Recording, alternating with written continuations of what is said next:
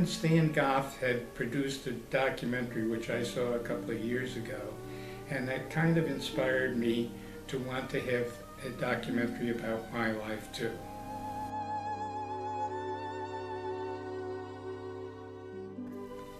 Well, my forebears came from all over Europe, and most of the families, 3 out of the 4 basically, came to live in Albany, New York. I really don't know why that happened, but at that particular time when they came to the United States, Albany was, number 1, the 10th largest community in the United States, and number 2, it was the 2nd capital of all the capitals of the states in the country. Also, Albany was a very big trading center, primarily because of the river traffic from the Hudson River, which eventually could go all the way to the Great Lakes. With the construction of the Erie Canal, Hudson River basically was connected to the Great Lakes and permitted trade to go all the way to the Midwest in the 1850s. At that particular time, the Hirschbergers and the Ilches had come to Albany. In addition to all of that, Albany had a Jewish population that was approximately 6% of that 50,000, and they all lived in what was then known as the south end of the city.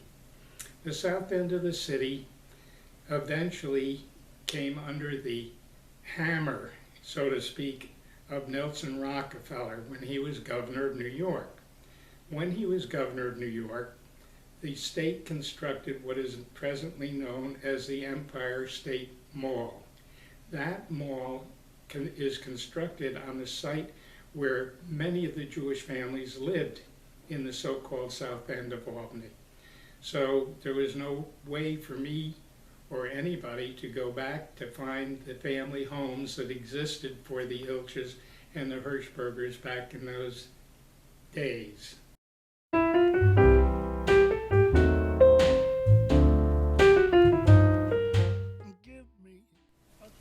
The first part of my family to come to Albany were the Hirschbergers. They came to Albany in 1848. Bertha and Nathan were the grandparents of my mother, Sophie, and they're buried in the cemetery here in Albany. Give me a kiss before you leave me. The roots of my Ilch family ancestors is from Germany, in a little town called Fruchtenwagen, which is on the Romantic Trail. In 1933, a letter was received as a result of one of my cousins requesting it from the mayor of this town, who kept adequate records of all of the Jewish families that were there. And it indicates that the gravestone of great-great-great-grandparents of mine are buried in that town. Some of them born as early as 1757, Abraham Julia Ilch. And their grave sites I've never seen, but they exist according to this letter that was received before Hitler came into power in Germany. The 3 brothers of the Ilch family that emigrated from Germany are all buried in the Albany Cemetery, along with many of their descendants and my relatives. Don't go slow, it's only green lights and all right. Well, this was the Ilch family residence, and it included a smile.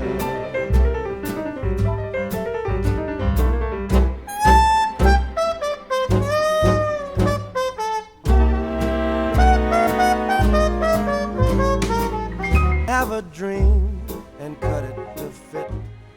Sam and Esther Perlmutter originally lived in a town which is now part of Hungary, and it was a town where Sam, who had been in the Hungarian army, retired, and he and Esther built a general store and a house in a small community.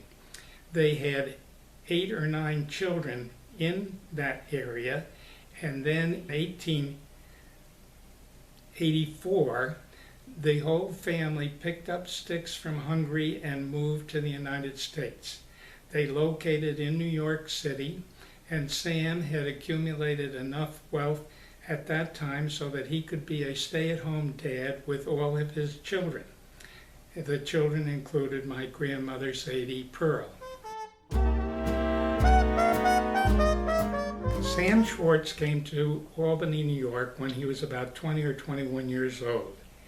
After he established himself in 1890 and the following years after that, he brought his brothers and a half-sister to Albany also. Sam originally located in New York City, but while he was in Albany, he would travel back to New York City, and he met a woman there by the name of Sadie Pearl. And they got married in New York City, and in 1896, my father was born in New York City.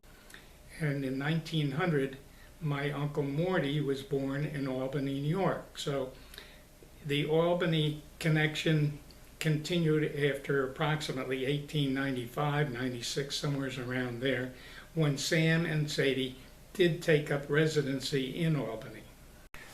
My grandfather, Sam Schwartz, was a very aggressive person. He was generally known as the boss. He was a very smart businessman, and he was also an inventor. He patented an invention that was intended to prevent cotton from shrinking. Clewood Peabody took up the patent and paid him royalties for several years. My mother, Sophie, and my father, Rudy, were both students at Albany High School, and I think they were in the same class. They both graduated, I think, in 1913. And they knew each other from the high school era, and my father went on to go to Union College, and my mother went to work in her father's store. As time went on, Rudy finished Union College in 1917, then had to serve part-time in the U.S. Navy during World War I. After he was discharged from the Navy, in I think about 1919, he courted Sophie, and eventually in 1920, on June 21st, the longest day of the year, they got married. They spent their honeymoon in Atlantic City, which was a fashionable thing to do at that time.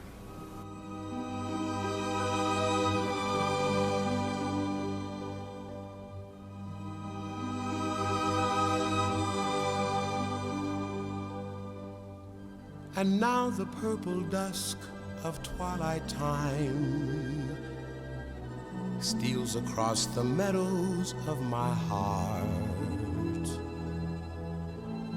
High up in the sky, the little stars climb, always reminding me that we're apart.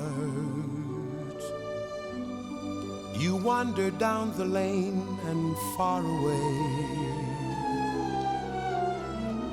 leaving me a song that will not die.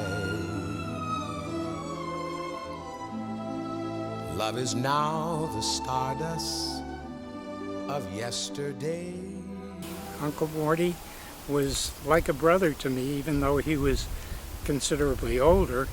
We both loved golf. He loved music. He played the piano beautifully, and he lived a very raucous life for a young man, and then finally got married. He says, well, you remember my Uncle Morty who passed away, and in his will or his dying wish was that his remains be sprinkled over. He was cremated, and his remains be sprinkled over the golf course at a sanctuary. And we went out and hit the ball. Bill hit the ball, sprinkled Uncle Morty. Is that right?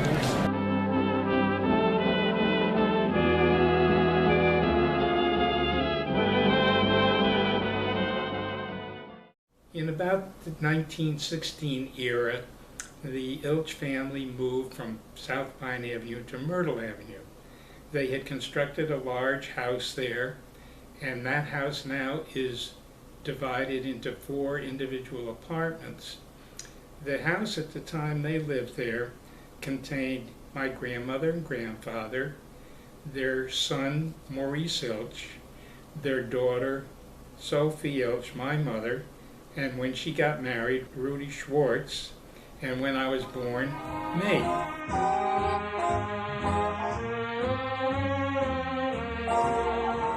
In addition to that, Sophie's sister Bertina had been married at one point in time to a Schenectady lawyer by the name of Ralph Urey. However, that marriage dissolved in a divorce, and she came back and lived in the house also. So it was a pretty full house with all of those people hanging around while I was growing up. While I was growing up on Myrtle Avenue, I had a lot of fun with the neighbor kids.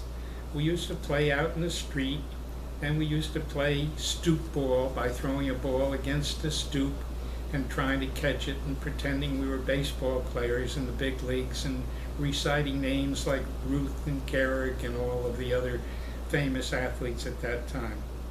In addition, we lived very close to a park called Richfield Park. And Richfield Park was a wonderful place for kids to play. They had a baseball field, they had a football field, they had a tennis court, and it was so close by it took only a couple of minutes to walk there, and it was not usually very crowded, so we always had a chance to do the things that we did. During the Depression, when things were very difficult economically for almost all of the American people at that time, I tried my own little way to help the family. I used to deliver circulars for the Madison Theater, which was close by to where we lived, and those deliveries permitted me to have a pass to go to the theater as many times as I wanted each week. In addition to that, during the winter time, I usually shoveled a lot of snow to try to pick up 50 cents here and 25 cents there, whatever it might be, to earn a little bit of money to help my parents along. Also in our backyard we had fruit trees, and it was an annual thing for me to pick some of the cherries off of the tree and take them to a small grocery store who would buy them from me. In addition to that, I peddled some of the cherries from door to door around the neighborhood. I also made my attempt of making money by selling magazines for Curtis Publishing Company. Not very successfully, I would say, but nevertheless it was regarded as an effort on my part to try to help the finances of the Schwartz family. During the Depression, my mother made her effort to try to economically help the family along. She took a job with a dress store selling dresses, and she also modeled the dresses. As a matter of fact, I have a picture of an ad that the store placed in the local paper with my mom modeling a dress. In addition to that, she used to work regularly at the voting polls and had her picture taken regularly with the mayor of Albany, Mayor Thatcher, who lived on the same block we did on Myrtle Avenue. My neighborhood friend Harold Dorn and I had an adventure that lasts in my memory for many, many years. It happened when I was about 10 years old in about 1932, during the depths of the Depression. I stole $1 from my mother. She had a hiding place where she kept some extra money back in those days. So Harold Dorn and I went to the A&P store on Madison Avenue, and back in those days, large candy bars were available at the price of 3 for 10 cents. So Harold and I bought 30 candy bars, brought them home, ate a lot of them until I got found out and I was accused of taking money, but no punishment ensued, and I enjoyed the candy for a long time. My father lost his job at Cluett Peabody. My uncle had a job with a Puro filter company that had water, ice water coming out of a machine, and they were both out of work, and it was the depths of the Depression. So the two of them started delivering beer when beer became licensable and distributable. And they did that out of my grandfather and grandmother's house. And then a guy came along and said, "You two young men ought to go in the liquor business with me. I'm going to get a license." And that's what happened. He got a license. He hired my uncle and my father, and the three of them ran a store in downtown Albany called Winchell's. The first day it opened after Prohibition, Oh my God. the inventory was sold out completely. I'm sure of that.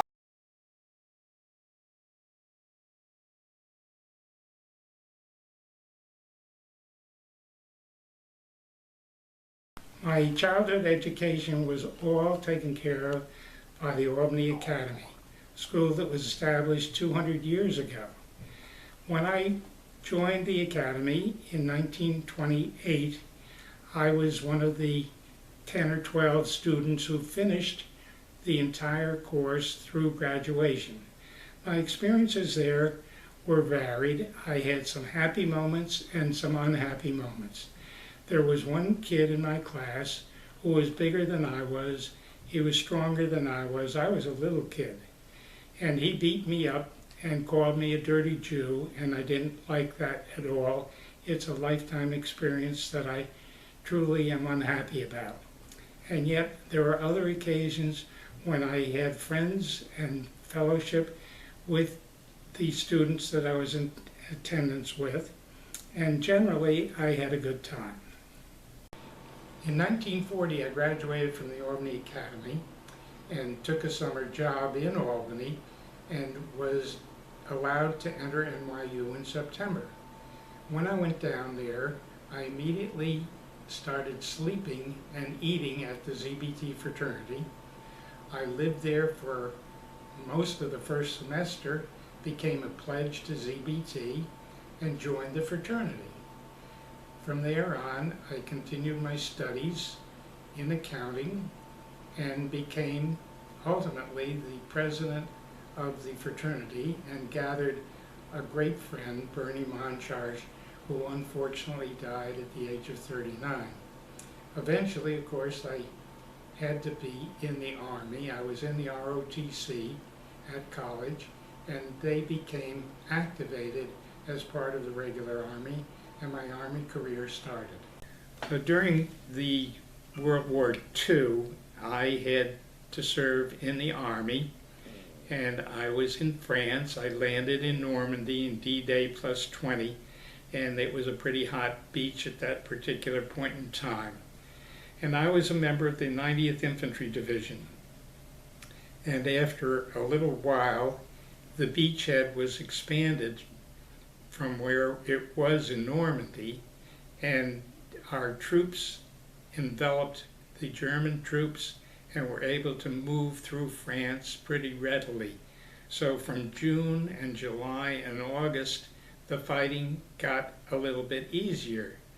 But in August and September, it got a little bit tougher for me because we eventually were outside of Strasbourg in Germany and outside of Metz in Germany.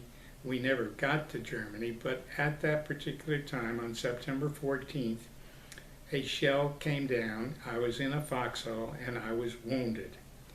And the person I was in the foxhole with was a company aide man, and unfortunately the shell killed him. But there was medicine right nearby, and somebody graciously stuck the needle with some morphine in me to alleviate the pain that I was going through from the wounds that were in my legs. Both legs were injured and I could not walk. But eventually some troops came along with a stretcher, put me on the stretcher and tried to carry me down this hill. As they were in the process of doing it, continuous fire continued and mortars were falling all over the place, and as each one sounded as if it was coming down, the four guys who were carrying me dropped the stretcher, ran for cover, and left me lying there. Eventually they got me down to the bottom of the hill and put me on a jeep and carried me from there to a field hospital where some doctors took care of my wounds. Back in the 1914 era, Colony Country Club was established. It was primarily established to help provide a place for Jewish people to be able to try to play golf. And it was the only place in the Albany, Troy, Schenectady area where they could do that. Grandparents, Sam and Sadie Schwartz, my father's parents, were among the first members of the Colony Country Club. My parents had belonged to the club prior to the Depression, but during the Depression they had to resign. But in 1938 they rejoined the club and I became a junior member. My dues was $3.68 a month. I was discharged in June and had all summer long to do lots of different things. My father knew an orthopedic surgeon, Phil Foster, and we went to see him about my legs, and Phil said, "Do you like to play golf?" And I said, "I played it as a kid." And he said it would be good for you because it would help strengthen your legs. So that started a whole event of golfing for the rest of my life, basically. I played almost every day at Colony Country Club during June, July, and August before college started, and I got pretty good. As a matter of fact, in 1945, when there were not many good golfers at Colony Country Club to begin with, I won the club championship.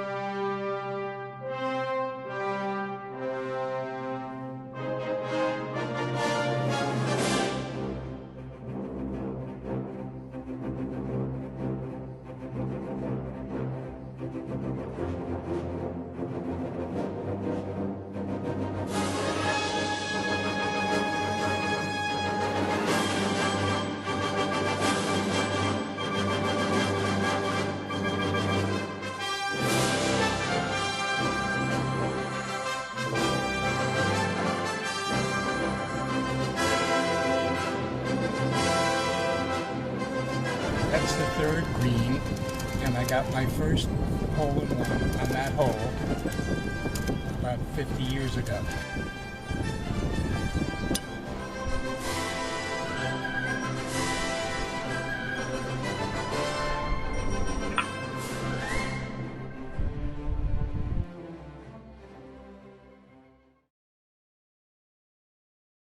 Well, Irving L. Simon and Company hired Bill Schwartz in, I guess, 1946, and by 1949 or so I had passed my CPA exam, and I was working with a bunch of guys that I enjoyed being with, and all of a sudden the proprietor of the firm wanted to retire. He said, "Buy me out."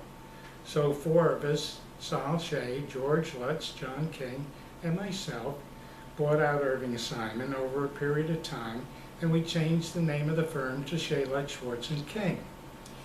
Our firm expanded greatly. Although we had our problems, we had our successes at the same time. It was an enjoyable thing. The four of us got along very well.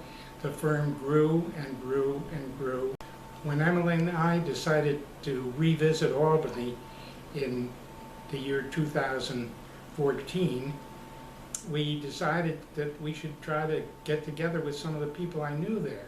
So I had one of my former partners, Doris Shamlian, gather the group of Shea, Lutz, Schwartz & King alumni in a luncheon setting that we had at a motel in Albany.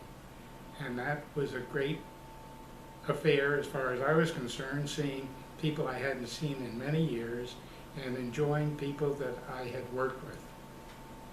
We had four partners in Shea, Lutz, Schwartz & King.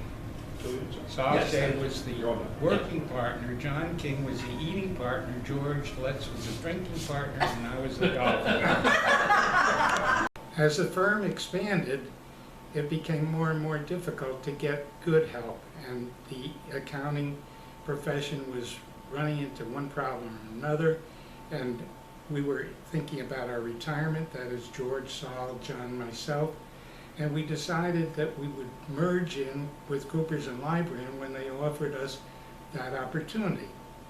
When that opportunity arose, we each arranged our own schedule of retirement, And once the merger took place, I decided that I would retire within 3 years at the age of 62. But during the period after the war, when I was working in the accounting office, I naturally sought out some girlfriends and dated a lot of people. I went from A to Z in the Albany, Troy, and Schenectady area and didn't really find anybody that I cared about. My almost sister, Audrey Bloom, who married Bob Myers, lived in Hartford, Connecticut, and I phoned her once to ask her if she could fix me up with a date with some girl from Hartford. All of a sudden, I met the girl who became my future wife, Peggy, and we started dating, and we dated kind of frequently, and I kept going over to Hartford, and she on occasion came over to Albany. She met my family, I met her family. We found a lot of enjoyment being with each other, and eventually we fell in love, got engaged, and Peggy became my wife for the next 60 years. I had no first cousins, and I had no nieces or nephews. And when I married Peggy, she had a big family. She had a brother who was married with children. She had a sister who was married with children. And so I really adopted the Hartford family because I had none of my own. My mother and father never owned a house of their own until the early 1950s. Just before Peggy and I got married, they moved into the house that they designed and constructed on Manning Boulevard. It was a modern, nice house, and they entertained nicely in it. When Peggy and I first got married, we lived in an apartment on New Scotland Avenue, and we lived there for 2 years. During that period of time, Peggy was able to save $5 a week and put it into the bank, and with that accumulation of money, plus other monies that we both had, we managed to buy a house on Cambridge Road. Cambridge Road was a wonderful place for children to grow up. We bought the house because it was a 4-bedroom house, and it was prior to the birth of Emily.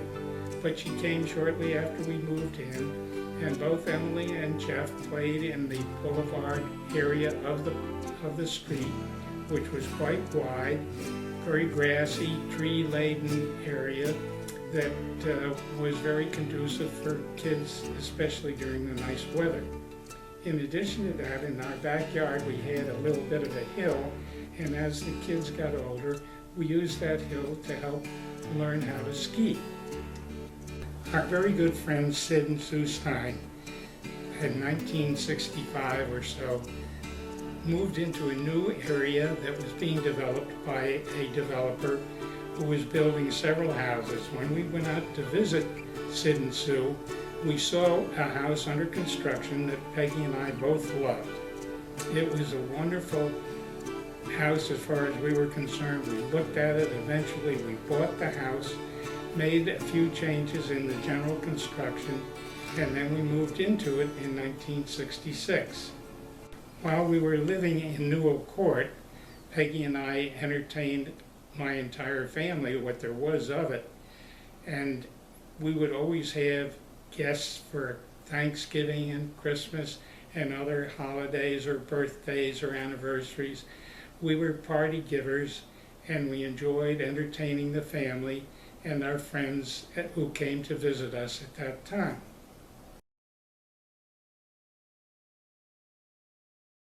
And the first one I can remember was in 1960, which was Rudy and Soph's, my parents' 40th anniversary party. And we gave them a surprise 40th anniversary party, which was a wonderful success. Then after that, they returned the favor by giving Peggy and me our 10th anniversary party at their house with all of our friends.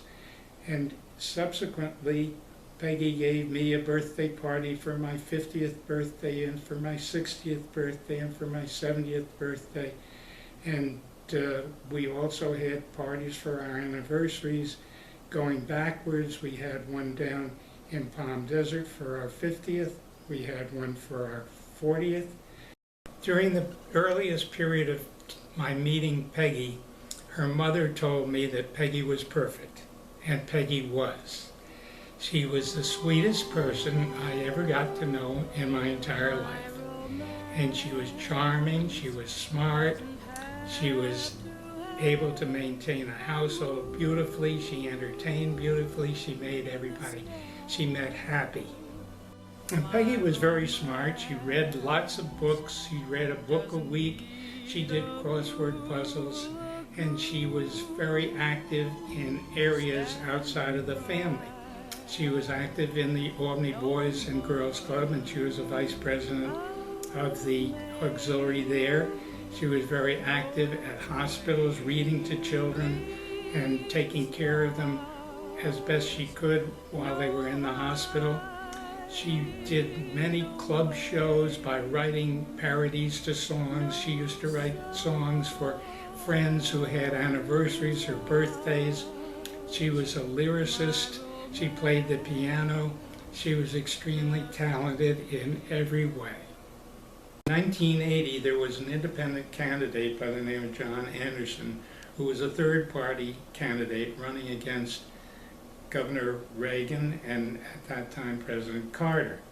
And Peggy became heavily involved to the extent that she ran 13 counties in New York State on behalf of John Anderson, who unfortunately ran an unsuccessful campaign. I became heavily involved in community jobs or service in the Albany area. I became a member of the board of Temple Beth Emeth. I was president of the Jewish Family Service. I was on the board of the Jewish Community Center. I was quite active, and I also was a treasurer of the Hudson Valley Auto Club, in addition to other things that I can scarcely remember at this point. This land was purchased by basically me on behalf of the Colony Country Club. I discovered it, and it turned out to be a beautiful location. The soil is good, and the weather is fine, and the trees and grass make it look very beautiful. I was also heavily involved in professional affairs. I was a member of the CPA Society. I became president of the Albany chapter of CPAs and vice president of the New York State Society of CPAs. And I wrote some articles for professional magazines, including the Journal of Accountancy and the New York State publication. Well, Peggy and I naturally wanted children after we were married, and we were very fortunate to have Emily and Jeff as our marriage progressed along. Emily was born in 1954 and Jeff in 1957, and Peggy and I loved them greatly as any parent would love their child, and we enjoyed being with them in both their school activities and their growing up and their outside activities, which included various things. Emily in some shows, and Jeffrey doing his thing with piano and violin at an early age. And we took the children on vacations. We took them skiing. We took them to Bermuda. We took them to Florida. On one occasion we took them to Baltimore, and they never delivered our clothes, and that created a trauma for everybody. But we thoroughly enjoyed the children and loved bringing them up. Kiss today goodbye, the sweetness and the sorrow. Wish me luck the same to you, but I can't regret what I did for love, what I did for love. Look, my eyes are dry. The gift was ours to borrow. It's as if we always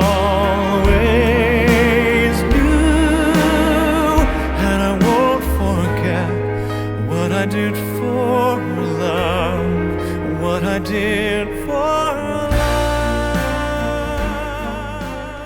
Peggy and I were blessed having 2 grandchildren actively being brought up while we were aging ourselves, and during that period of time those 2 grandchildren became adults. At the same time that they became adults, we got 2 more grandchildren who entertained us as we aged gracefully into our older years.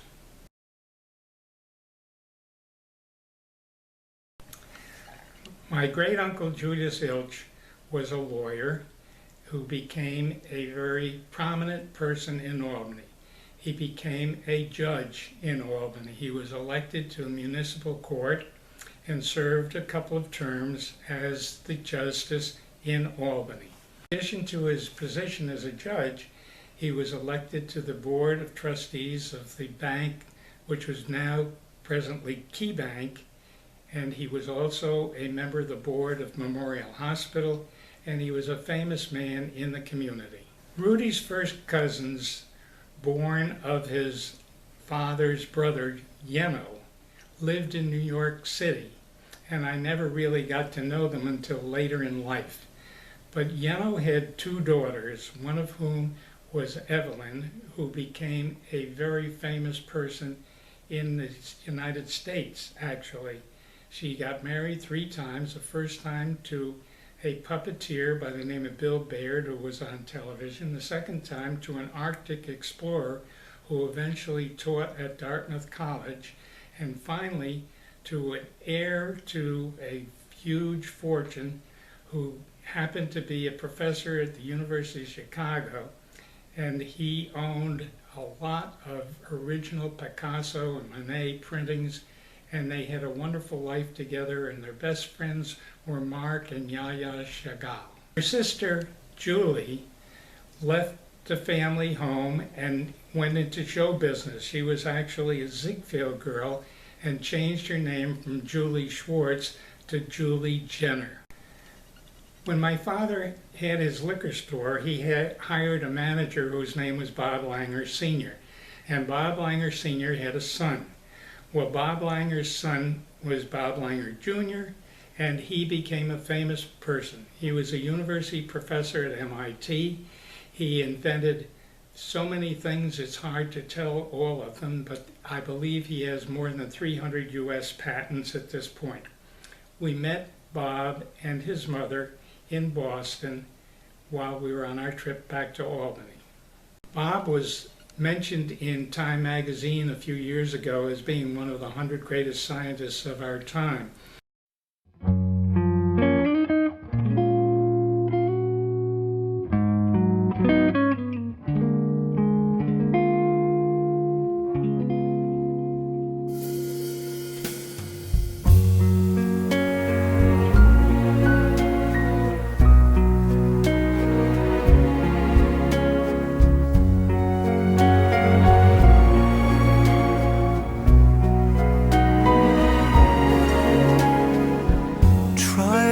To remember the kind of September when life was slow and oh so mellow.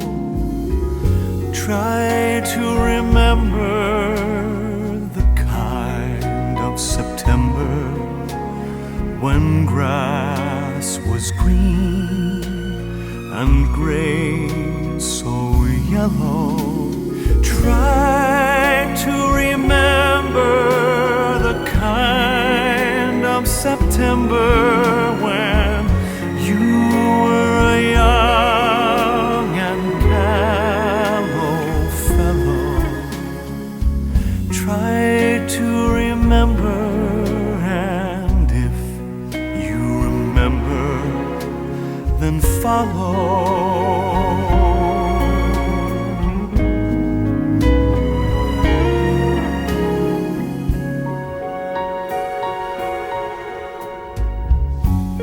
Try to remember when life was so tender that no one wept except the willow. Try to remember when life was so tender that dreams were kept beside your pillow. Try to remember when life was so tender that love was an ember about to billow.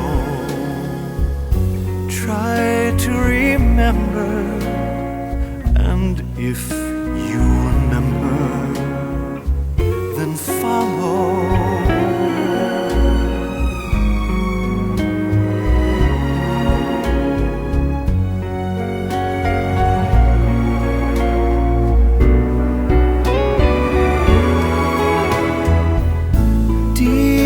December, it's nice to remember, although you know the snow will follow. Deep in December, it's nice to remember without a hurt. The heart is hollow. Deep in December, it's nice to remember the fire of September. This is the first venture that Emily and I have undertaken to film part of my life's history, and of course the life of my wife and my children and members of my family. Deep in December, our hearts should remember, then follow.